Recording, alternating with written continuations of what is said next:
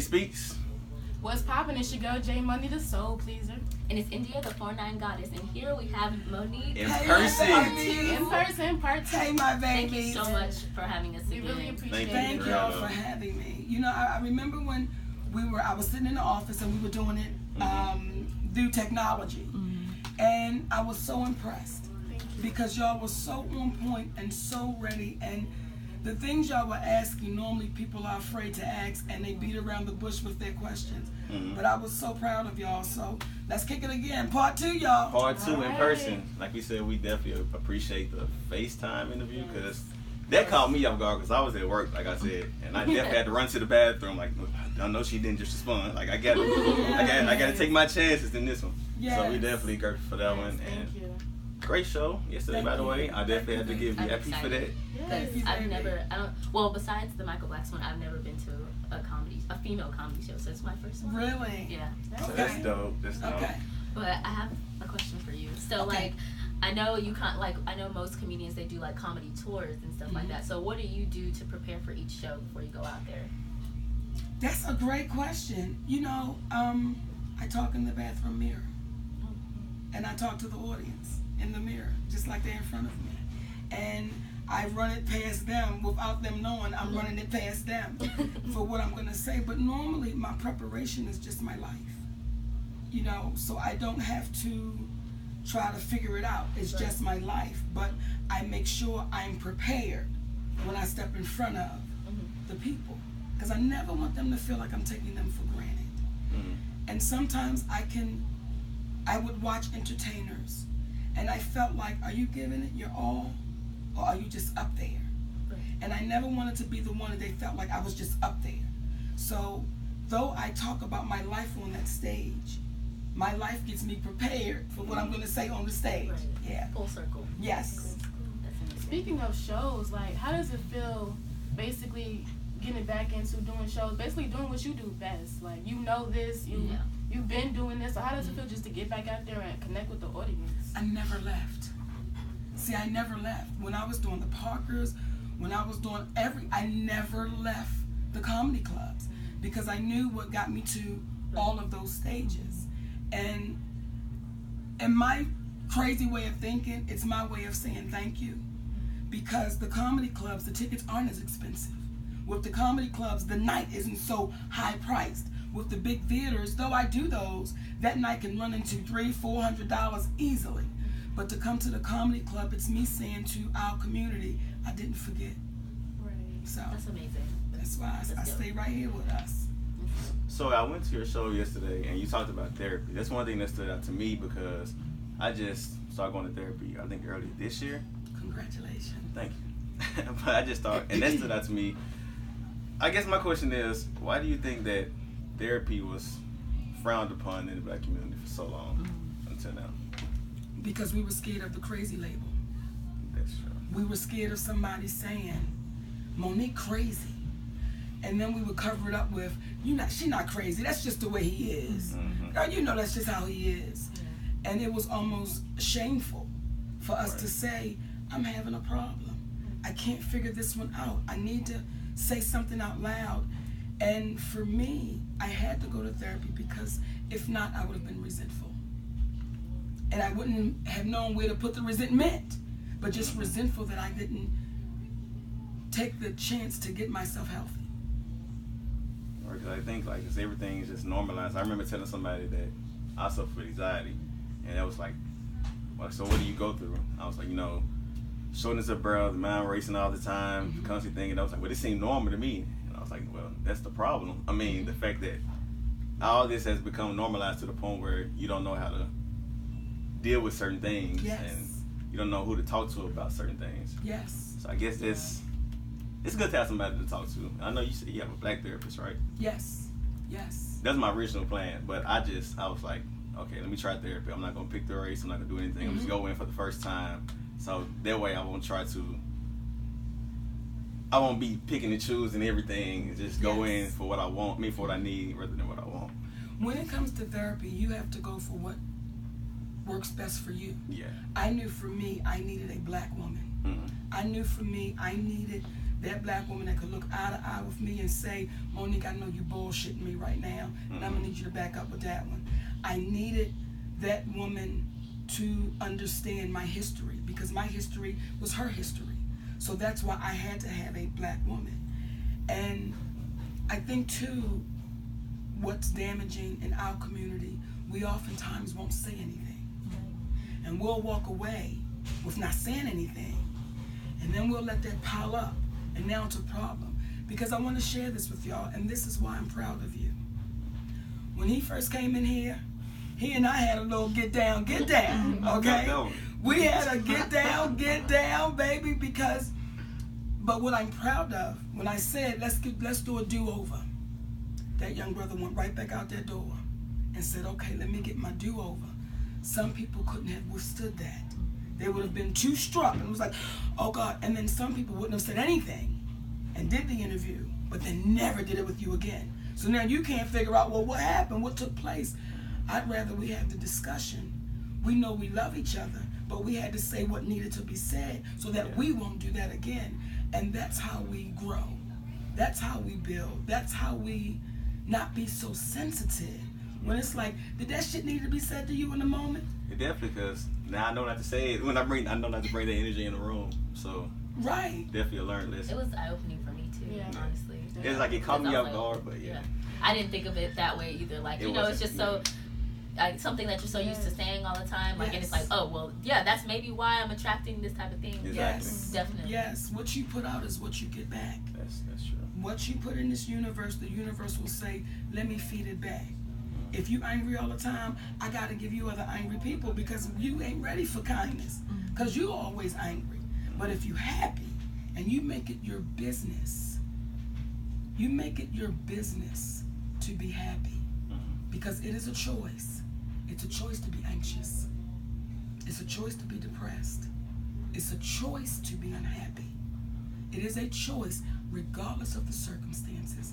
I saw a woman today as I was watching a video who has over 100 years in prison, and I said to her, how can you still smile? And she said, because you got to find a way to be grateful in any situation. How awesome was that? Yeah, that was amazing. That's hard. Her situation is the fact that she can smile through it. Right. It's definitely. And that's probably why God gave her that, because we just need different things as people. Right. So, yeah. See, I'm not sure what's happening with you right now. But we should talk about it, because it came in here with you. And this is why mental health happens in our communities, because we won't even address it. I'm looking at my baby, and you dealing with it. But we normally won't even address it. We'll just I'm gonna act like I'm blind and I don't see you, but we grown-ass women in here, and all of us going right to you. Every last sister like, what's going on with our baby? So it's up to you to have the conversation, and maybe have it with your sisters, because these are your partners. But if you notice, they will follow your lead. They will follow you. They're going to follow that energy, which means you're now responsible. You cannot be irresponsible with your energy, baby. Because if you are, you're now irresponsible for your company, for your business, for everybody that's watching. You've taken the irresponsibility to say, I am in a fucked up mood today and I'm good with it. So they're not going to give you their best, because they saying, well, you're not giving us your best. So now ain't nobody giving us nobody's best. But you still walk away sick. And that's not what we want. See, talking to y'all that day, you don't know how healing it was for me. And I'm a 50-year-old woman. And I'm old enough to be y'all mamas. But that day I hung up that phone. We were so proud in that office. We were so proud. We were like, them babies was sharp and on it. And it gave me a different kind of pep, because I'm looking at y'all up next. Thank you so much. I'm about to cry. But y'all are up next. Take advantage of it. Don't blow this opportunity, because y'all got something to say. Y'all young sisters got something to say. And brother, you have something to say. Be unafraid to say it. Yeah. Can I just share that, baby? So like, honestly, it's weird. I never even told them this, but like, when I was younger, I was like separated from my grandmother, and you look just like my grandmother. So I used to watch the Parkers and stuff all the time, just because like that. And I didn't talk to my grandmother until I was 13, and she left me when I was 8. So yeah, I just want to say that like you have a really big place in my heart, and like I never really shared that with anyone, just because like I fight with like being like overly sappy. I'm a really emotional person, but I can't really help it, and I don't really care no more. But yeah, so I just wanted to say that you that you hold a very special place in my heart. You hold in my baby. And it's okay to be sappy. Make your eyes clean and clear your mouth, cry all the time, baby. They will tell you I'm a crying ass. Oh, I love it. It makes me feel better. Yeah. But I guess that's why, it didn't bother me so much. I guess it's why, you know, when you did snap on me, like it didn't bother me to the point where it was like, I don't want to do this no more. I don't want to do this. Like it just, I guess it's the feeling. Like even the first time I talked to you, I remember telling them, it's like I feel like we already knew her somehow. Yeah, like I don't know. Like I feel like in some past life or something, like we already had a conversation. We already talked about everything. We just did it on camera for the first time. Like that's why I guess that's why it didn't bother me. It was like, okay, get it together. It was like you was kind of their voice in my head, more so, if anything. Yeah. And I didn't snap on you. I loved on you. Yeah. There's a difference. Just love and if we start loving on each other more and not looking at it like snapping, you know what I'm saying? Like I hang out with some thorough sisters, and we ain't never snapped on each other, but we just said some hard shit to one another, but we wasn't snapping, we was loving. Yeah. You know, but didn't nobody walk away like, I can't believe they snapped on me, because that's a negative tone, snap. But it's like, no, sometimes we gotta love on each other right in that moment. And then at the next moment, we dealt with that, let's go on. Well, let's get the rest of our questions out. Let's do it. Okay, so what was your favorite movie to film? I just wonder, because I've watched all your movies. My favorite movie to film is all of them. I don't have a favorite. I loved you in Two Can Play That Game. Yes. I was way too She young was going to say, Deliver Me from Eva. I wasn't in that one. But Two Can Play That Game was absolutely amazing. And I have to thank Anthony Anderson for that. Because actually that part was for Tyra Banks. Oh. And she couldn't do it, and he suggested Monique. Right, I don't know how. Yeah, that was you. That balance, but I have to thank Anthony Anderson for that one. So how was your summer? It felt long to me, but did you get to spend time with your family? Baby, let me tell you something. The summer was amazing because I went to the World Series. Oh. About, how many World Series did I go to? About 4. I went to 4 World Series. I went to about 2 championship games because the boys play summer baseball. Oh, baby, and I was at every game. And when I tell you, this why you got to be in control of your own energy. When I was at that game, baby, they would have thought I was at the World Series. When I tell you, if my sons even touched that ball, God damn it, I was like, get it, yes! So that's what my summer was. My summer was enjoying my family. That's good. Yeah. That's amazing. I do have, so you talked about the Roseanne thing. Yes. In your show yesterday. You said that you know her personally, of course, Yes. so you know that she's not racist. Yes. Or anything similar to it. I guess, did you at least tell her that maybe she used a bad choice of words? No. Because Roseanne Barr is a comedian. When I am on that stage, when I'm not on that stage, my job on the universe was to be a comedian and to make the ugliest situations funny. And what has happened is we've got so sensitive that it's like, oh Lord, you know, I did a show a few weeks ago and a woman wrote me this long letter and called me homophobic. Now, right, that's what I said, what, me? But because she heard my words the way she wanted to hear them. And Monique is homophobic and I'll never see her again. And I'm like, sister, do you know how long I've loved on the LGBTQ community? But I can't fight it because that's what you got from it. So like I had to tell Roseanne, you know what's in your heart, mama? You know that. So I hope you're having peaceful sleeps because you know what's in your heart. And I know what's in that sister's heart. So when people say, should she have changed, used a different choice of words? Well, tell me what words should she have used it? Should she have chosen?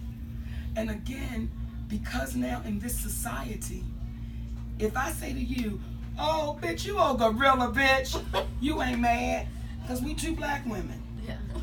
But let a white woman walk in here and say, oh, you gorilla, bitch. Oh, Lord God, Jesus, she called me a gorilla. As I said on that stage, you ever seen the strength of a gorilla? Try running up on one. Try running up on a bitch gorilla in the wild. She will whip your ass in ways you can't even imagine. Then the other bitch gorillas gonna come out and whip your ass. They're unified. But we don't want to see that part. All we heard was gorilla. Oh, God. You ever seen the intelligence of a gorilla? Smart. They're smart. That's why I'm like, y'all, we so quick to fall apart, but we don't even think it all the way through. So it didn't bother me. Like, it didn't make me go, oh, Jesus, God. That's why I'm like, y'all, I can't throw my sister away. Because I know what it feels like to be thrown away. But I guess it helps better with your case because being that you have a person, like somebody say something about them, if India says something, I know what she meant by it because I personally know her, aside from someone else hearing her outside of the camera, outside of anything else. So I guess that's what helps you to know that she's not racist, but Yes. like we, Right. so it's like, so when we hear gorilla or we hear other things that she said over time or something like that, I guess that's where it gets difficult. See, but what y'all have never heard is the arguments behind the closed doors when she's fighting for black writers. You're not privy to that. You're not privy when she's in those meetings and she's fighting for black promoters. You're not privy to that. A racist would not fight for a black writer, a black promoter, a black woman. A racist ain't gonna do that. A racist ain't gonna say to me when the cameras are not running, listen here, you the real goddamn deal. And what they're gonna try to do is use you up. But you better not let them take advantage of you. You better make sure you stand your ground. Then they're gonna call you a bitch. They're gonna tell you you're difficult. They're gonna say all that shit about you because you the real deal. Now a racist, she don't give a goddamn how they use me up. She wouldn't give a damn. So that's why I'm saying, y'all, let's not be so quick to judge before we open the book. All I saw was the cover. And when I look at that cover, I'm not doing it. When I said, Roseanne, why did you do the Hitler shit? She said, bitch, I'm a Jew. I was saying that they could kiss my ass and So if she a Jew, why we messed up? This woman is a Jewish woman. So she was saying, Monique, what I was saying was they can kiss my ass with it. I'm not going to let it fuck with me for the rest of my life. But before we even heard her story, we just said that's what she was. I know what that feels like. Because before people knew my story, they just judged on what they thought it was. And because I know better, I can't then jump on the bandwagon of, let's hate Roseanne, because I know her. And like I told the community, y'all know I ain't never gonna sell y'all no bullshit. It would break my heart if I sold y'all some bullshit. Never will I tell my people about somebody that I know is bullshit, and I'm already in the goddamn hot pot. What do I have to gain? But just knowing the truth. So I guess the last question is, what's next? You guys. I was gonna ask you, where do you go shopping? Like, Yeah, like, you have, it. yes, because like, do you have like Like, different stores you go to just for shows and different stores? You know, you just casually. Yeah, like, walk what am I around, wearing on grocery stage tonight? shopping, like, You know what? I had Check it this out. amazing brother named Terrell Holmes, and his designer name is Tay Wu. So when I say, hey, I'm getting ready to go do my shows, he puts it together for me. You know, it's not this particular place or this thing, but as far as a designer, I use that brother because he totally gets the big woman. Like, he got the big woman down pat. But I shop anywhere. I shop at Walmart. I shop at Target. I shop at Macy's. I refuse to pay a goddamn $10,000 for a dress. I'm not going to wear no red bottoms. I won't. They hurt my feet. I'm just a regular sister from Baltimore, Maryland. I knew you were from It's really south. You're from the South? Baltimore, Maryland is south. It's the South. It is the south. I know, the Mason-Dixon line, we're on the southern side of it. But we always just said it was north, but we lied. Oh my. Okay. We lied. I love you, babies. Y'all keep so much. supporting Thank these you, Miss wonderful Monique. brothers and sisters. Thank you, babies. Thank you. Look at your show. Long.